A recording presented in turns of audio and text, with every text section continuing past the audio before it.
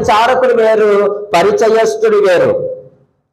అంతే కదండి, పరిచయస్తుడు వేరు, పరిచారకుడు వేరు.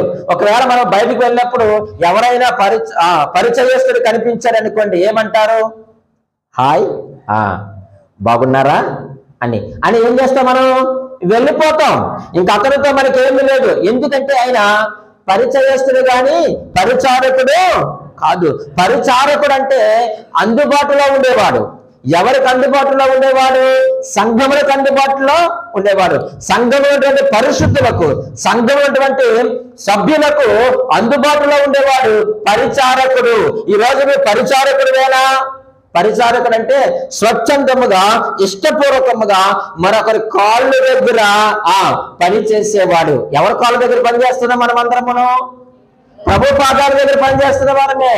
నీవు పరిచారకుడివే, నేను పరిచారకుడివే. నీ